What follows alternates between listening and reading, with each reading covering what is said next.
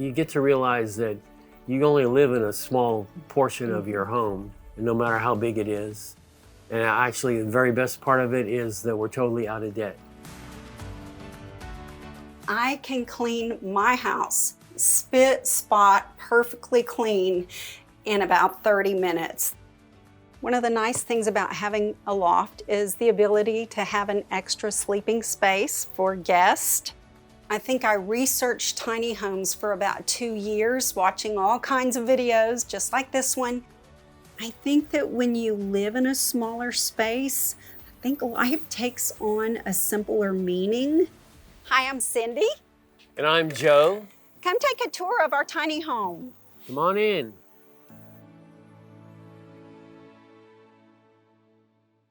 Welcome to my living room. The reason we decided to go tiny and the reason I love this in particular model is because of the size of the living room.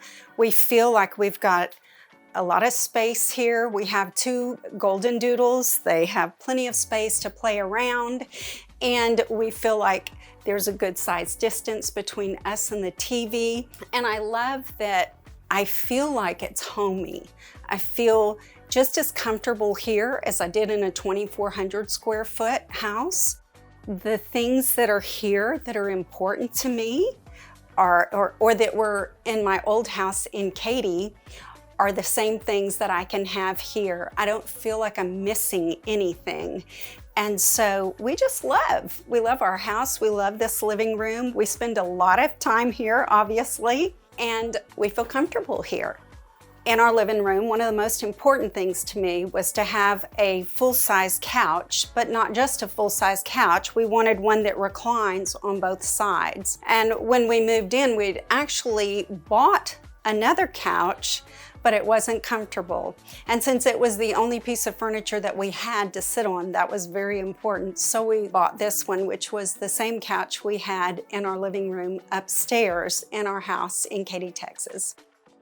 So I think if you are going to move into a tiny home, I would do a lot of research. I think I researched tiny homes for about 2 years, watching all kinds of videos just like this one to see what worked for people and what didn't work, to see what I thought would work for us living in a tiny home. And I have to say that I absolutely love this house. I would not trade this house for anything in the world.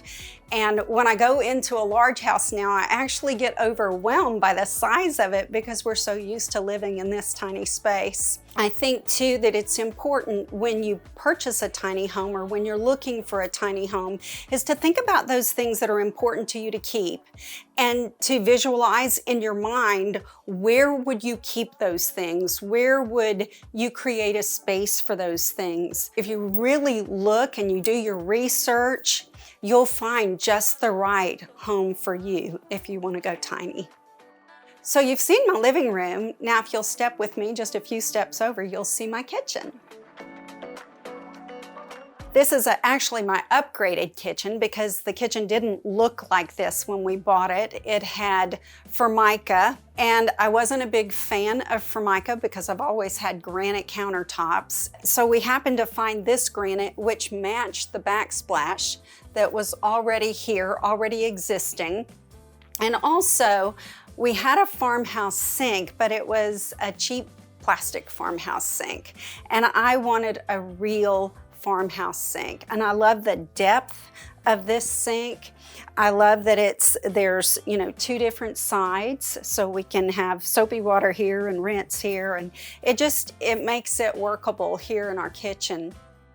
We don't have a lot of countertop space, and so because of that, when we first moved here, on my electric stove, we would put things down on the stove and I was afraid it was going to scratch it. So I had seen this on Amazon. It's called a noodle board, and it makes this just extended countertop. And when I'm ready to cook, I can just take it off. And when I'm done, I can clean my stovetop and put my noodle board back on, and we have space, and it actually looks pretty. I'm not a fan of electric stoves, but This has worked well here because I can put this on top of it and it does extend my space. If I had my druthers, I would go with gas, but we don't have gas here, so that works well for me. We also had an island, a custom island built for the kitchen, and I love it because one of the problems that we were having was a place to put our trash. Then we've got appliances under here, so it worked perfectly to have this. With the cabinet space that we have here, we really are able to put all of our things in quite comfortably. We're not missing anything. When I moved here, my motto was, if I haven't seen it or used it within a year, it doesn't get to come into the tiny house. And so really, we don't lack for anything here. So now we're on the other side of the kitchen, and this is our refrigerator. We purchased this refrigerator when we moved in. There was an existing refrigerator here, but it wasn't as large as we would like our refrigerator to be, and also there wasn't an ice maker, which was essential for us.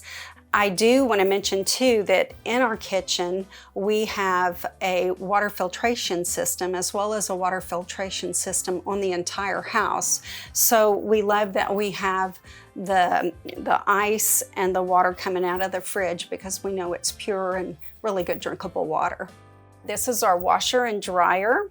This was one of the things that surprised me because I'm a very aesthetic person and I was kind of afraid I would not like my washer and dryer to be right here where everybody could see it. But after living here, it really doesn't bother me at all. I did buy some decals to kind of make it look a little bit foo-foo, but it works. It functions well right here, and it's kind of nice and convenient right here. Also in the wintertime, that dryer will heat up our home without having the heater on, so that's a bonus and doesn't make for any more electricity cost.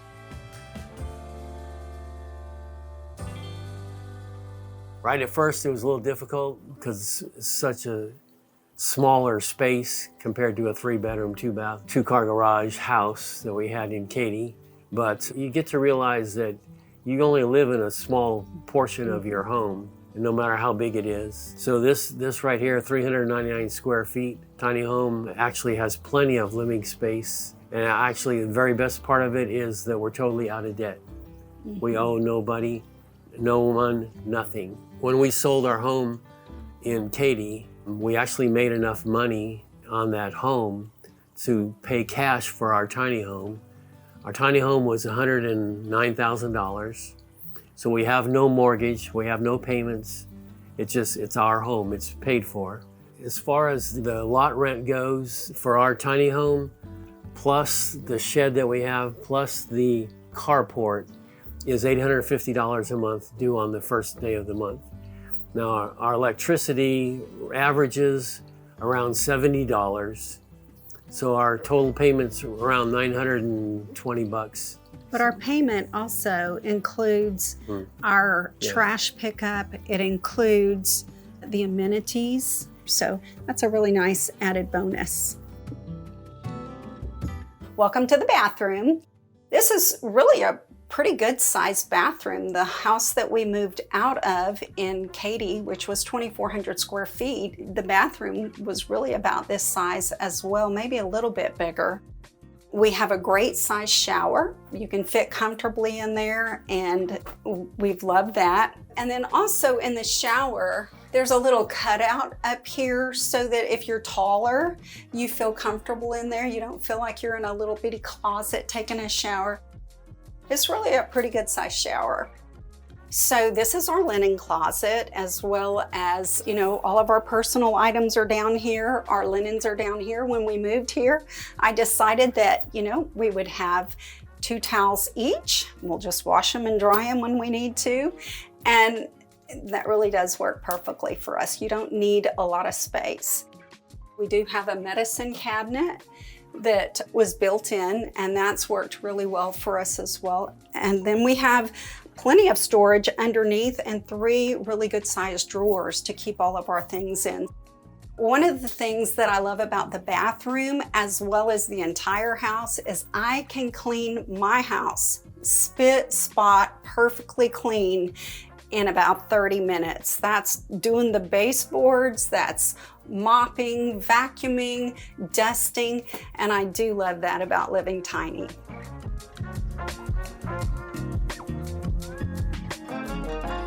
Welcome to the bedroom.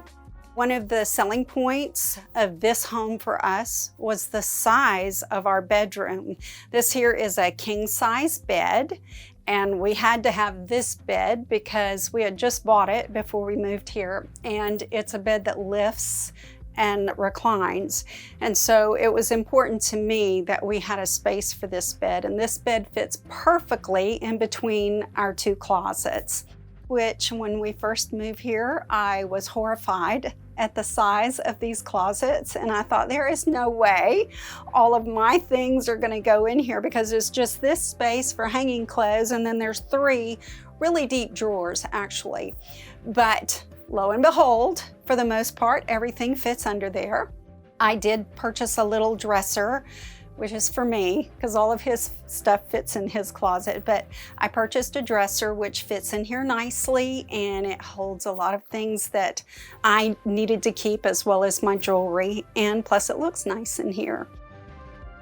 Under the bed, I have 3 of these on my side, and they're just little metal rolling carts. And I have like my tennis shoes in one, I've got sandals in another, and boots in another, and then they just roll up here under the bed. The bed is on blocks. So again, on this bed, there's all kinds of storage under here. We put mostly things under this bed that we're not gonna get to often. So again, it's just finding those ideas and ways to store things that are out of the way and that keep your tiny home organized and looking nice, but also very functional.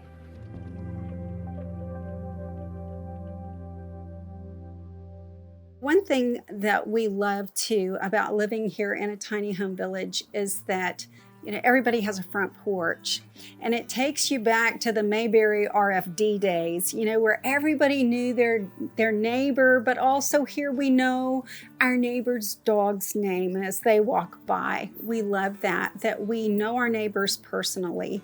We have a text thread, so if a storm's coming, everybody stays in contact with each other, and it's been a really great place to live and feel like you're in a community.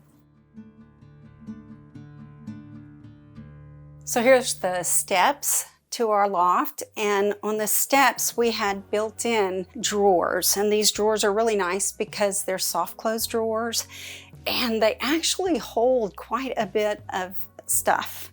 We keep things in here that we might not use all the time, but we definitely needed a space for, and it's worked out really well for us.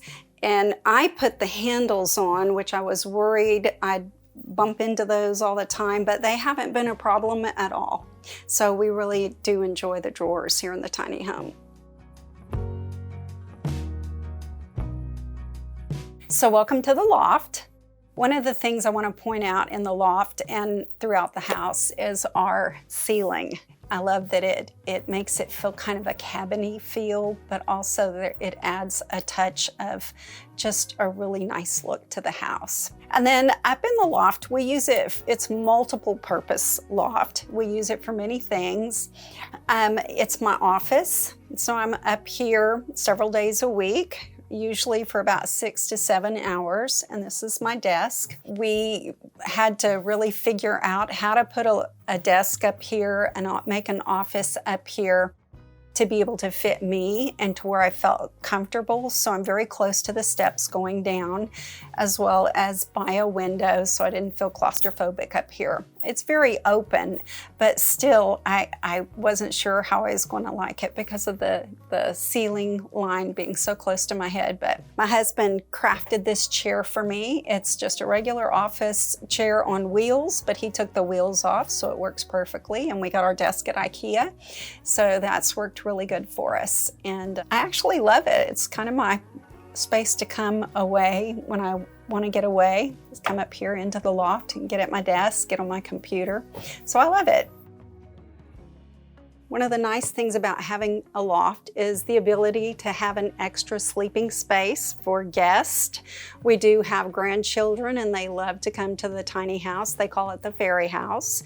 And so this is, I'm not gonna lie, usually where grandpa has to come sleep when grandkids come. Another thing we love about our loft is it offers us the ability to store a lot of things that we don't need all the time, but we definitely want to keep on hand. Number one, we put our beds on risers so that we can store underneath the beds. In our old house, we had a lot of cubbies, and I brought the cubbies with us. And so we store extra food in these things. We store extra personal items, toothpaste, medicines, and things like that in these, as well as this is sort of like my husband's office. It holds all of our personal papers and things like that. So the cubbies have worked great for us.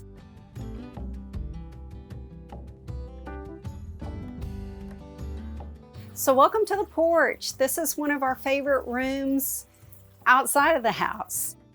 You might hear a little water fountain. We have a water feature here that we just love. It's so calming out here.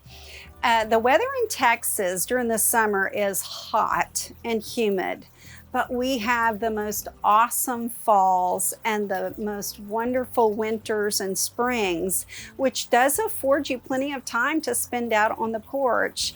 And we've created a space here. We screened in our porch this year so that it actually made it feel more like a part of the house, more like an extra room. I love bringing my computer out here and working here on nice days, and just being able to feel like I'm outdoors, I can see what's going on out here and still get some work done. So I love the front porch.